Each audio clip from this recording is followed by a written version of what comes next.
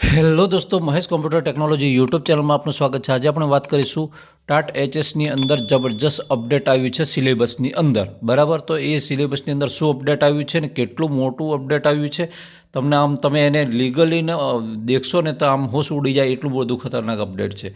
આમ અને ગભરાઈ જવાની પણ જરૂર નથી, કેમ કે આનું તમને કન્ટેન્ટ કઈથી મળશે, ઓફિશિયલ એટલે કે ઓરિજિનલ કન્ટેન્ટ ક્યાંથી મળશે એની પણ હું તમને વાત કરીશ, બરાબર। અત્યાર સુધી ઘણી ચેનલોવાળા કેટલાક ઘણા પાઠ્યપુસ્તકો પબ્લિશ કર્યા આવે કે ગમે તે એ વસ્તુ કામ લાગશે, નો ડાઉટ છે, બરાબર। પણ કેટલીક વસ્તુ વ્યર્થ જાય એવી સંભાવના છે, અને કેટલાકે તો શું છે કે આ બેચ છે એ પણ કવર કરવાનું બંધ કરી દીધું છે, કે એડમિશન જ બંધ કરી દીધા છે। કેમ કે તમને ખબર હોય તો આમાં શું કર્યું છે, તો તમને સીધી જ વાત કરી દઈએ કે આજે હમણાં સાંજે જ નોટિફિકેશન મૂકીને એમણે 19 તારીખે એની લાસ્ટ ડેટ હતી ફોર્મ ભરવાની, એ વધારી દીધી, અને શું કર્યું, ફી ભરવાની છે એ પણ વધારી દીધી। એક્ઝામ કઈ ડેટે છે તમને ખબર છે, બરાબર। જે દિવ્યાંગવાળી ખાસ ભરતી ઝુંબેશવાળી હતી એ પણ જે દિવસે એમણે ડેટ જાહેર કરી તે જ દિવસે પરીક્ષા લઈ નાખી હતી, બરાબર। એટલે આ વખતે રાજ્ય પરીક્ષા બોર્ડ છે સ્ટ્રિક્ટલી ચાલે છે, એટલે કે જે ડેટ આપેલી છે તે દિવસે પરીક્ષા 100% લેવાશે। તો આટલા સમયની અંદર વિદ્યાર્થીઓને પ્રિપેરેશન કઈ રીતે કરાવીને સિલેબસ કઈ રીતે કવર કરવો, આવું દરેક જે પણ ચલાવે છે ફેકલ્ટીઓ, દરેક ફેકલ્ટી ટેન્શનમાં આવી જાય એવો સિલેબસ આવી ગયો છે, બરાબર। પણ છતાંય આપણે ગભરાવાની જરૂર નથી, કેમ કે આપણે તો માત્ર આમાં પ્રિલિમમાં ક્વોલિફાય થવાનું છે, બરાબર। એટલે ક્વોલિફાય થવા માટે આપણે કેટલે સુધી પહોંચવું જરૂરી છે એની વાત કરીશું। હવે દેખવા જઈએ તો અહીંયા દરેક સબ્જેક્ટની પર્સનલી અલગ અલગ પીડીએફ આપી દીધી છે। દાખલા તરીકે અહીંયા સામાજિક વિજ્ઞાન આપી દીધું છે। હવે સામાજિક વિજ્ઞાન ક્યાં ચાલે છે તમને ખબર છે, 9, 10 ને એટલે સુધી, 10માંથી આગળ નથી ચાલતું, પછી આગળ ભૂગોળ ને ઇતિહાસ ને એવા ભાગ પડે છે, બરાબર। તો પણ અહીંયા એમાં ભરી શકશે, સમાજશાસ્ત્રવાળો સમાજશાસ્ત્ર ભરી શકશે, સંસ્કૃતવાળો સંસ્કૃત, પોલિટિકલ સાયન્સવાળો એટલે કે રાજ્યશાસ્ત્રવાળો એ ભરી શકશે, યોગવાળો યોગ ભરશે, મનોવિજ્ઞાન, ભૂગોળ આ બધા અલગ અલગ ભરી શકશે। દેખો ભૂગોળને અલગથી આપી દીધું છે આને, એટલે અહીંયા ઓનલાઈન કરતી વખતે પણ ધ્યાન રાખવું પડશે। કોમર્સવાળાનું આપી દીધું છે, બધા ટોટલી સબ્જેક્ટનું આપી દીધું છે। હવે આ જે તમે અંદર કોઈ પણ એક સબ્જેક્ટની અંદર જશો અને પીડીએફ ડાઉનલોડ કરશો, તમારા સબ્જેક્ટની વાત કરી દો, તમારા એટલા સબ્જેક્ટની નહીં કરવાની, 2-4 સબ્જેક્ટની કરશો તો પણ તમને આઈડિયા આવશે, એક ઓબ્ઝર્વેશન કરશો તો કે આ ખરેખર શું થયું છે। તો આપણે એક જે પીડીએફ છે એ ફાઇલમાંથી કાઢીને સ્કેન કરીને સીધી જ મૂકી દીધી છે, ઓચિંતી જેવું જ ફોર્મ ભરવાનું પૂરું થયું અને એવું જ પાછળથી આપણી પાછળ ઝાટકો લાગે એવો સિલેબસ આવી ગયો। સિલેબસ શું છે એ તમને લાગશે, તો એની અંદર પદ્ધતિ છે, બરાબર, પદ્ધતિ છે અને કન્ટેન્ટ છે, બરાબર। તમને એવું કીધું છે કે પદ્ધતિ અને કન્ટેન્ટનું છે એ બધું અમે આ જે ટેક્સ્ટ છે એટલે કે ધોરણ 11માંની અને 12માંની છે એમાંથી અમે પૂછીશું, નો ડાઉટ એમાંથી પૂછવાના છે।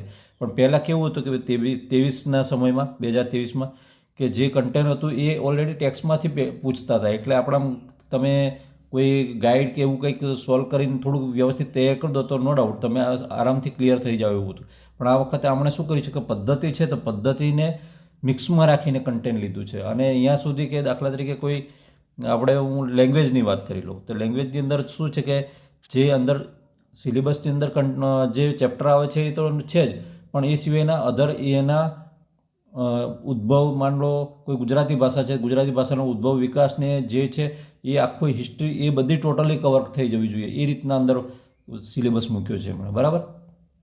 એટલે થોડું અઘરું પડવાનું હિસ્ટ્રીવાળા ભાઈ છે તો હિસ્ટ્રીવાળા ભાઈનો પણ સિલેબસ એ રીતે અંદર મૂક્યો છે। મેં 4-5 પીડીએફ ખોલીને દેખ્યું તો મને પછી ખબર પડી ગઈ કે આ થોડું અઘરી બાબત છે, અને એ સિલેબસ એવો મૂક્યો છે। દાખલા તરીકે અહીંયા વાત કરી દઈએ કમ્પ્યુટર, તો આપણે એવું જ કહીને બેસી જઈએ કે ભાઈ કમ્પ્યુટરનું જીકે, આટલું કહીને બેસી જઈએ એટલે ત્યાંથી ખૂણામાંથી સવાલ કાઢી શકાય એટલી પૂરેપૂરી આઝાદી આપી દીધી છે આ સિલેબસમાં, મેળવી લીધી છે એમણે।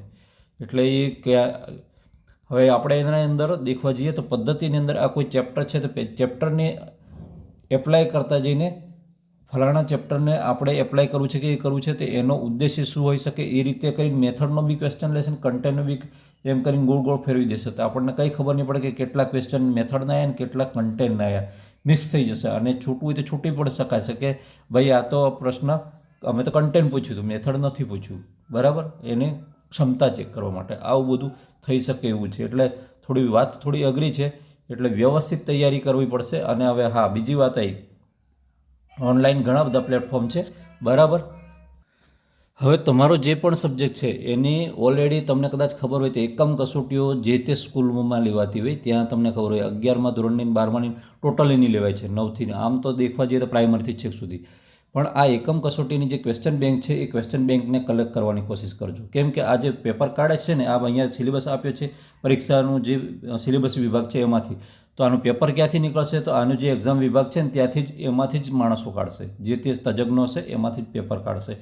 એટલે આમાં જઈને ક્યાં જશે? જે એમની પાસે જે ક્વેશ્ચન બેંક છે ત્યાં જશે. પછી આપણે ટેક્સ્ટ તો કવર કરવાની છે. એન્ડ જે અત્યારે હમણાં લેવાયેલા ચાલુ વર્ષે લેવાયેલા પ્રથમ કસોટીના ક્વેશ્ચન પેપર છે બરાબર, અને સેકન્ડના ક્વેશ્ચન પેપર છે અને હમણાં બોર્ડનું લેવાશે બરાબર.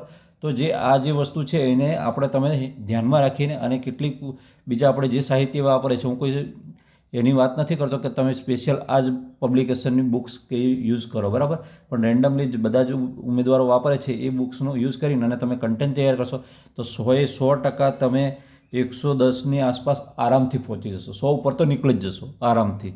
અને આ રીતે તમે પ્રિપેરેશન કરશો તો બેસ્ટ રહેશે. અને જો તમે મેન્સની તૈયારી માટે એમ જશો તો પછી એના માટે થોડું ડીપલી ઉતરવું પડશે બરાબર. એટલે અત્યારે તો પ્રિલિમ્સ ક્રેક કરવાની કોશિશ કરીએ, કેમ કે સિલેબસ આપણને એ પ્રમાણે આપી દીધો છે. પછી પાછા રિવિઝન મારતા મારતા મેન્સ સુધી પહોંચી જઈશું. વિડીયો ગમે તો વિડીયોને લાઇક કરજો, ચેનલ પર ન હોય તો ચેનલ સબસ્ક્રાઈબ કરવાનું બિલકુલ નહીં ભૂલતા. ફરી મળીશું આવી જ માહિતી સાથે. ત્યાં સુધી રજા આપો. જય હિન્દ.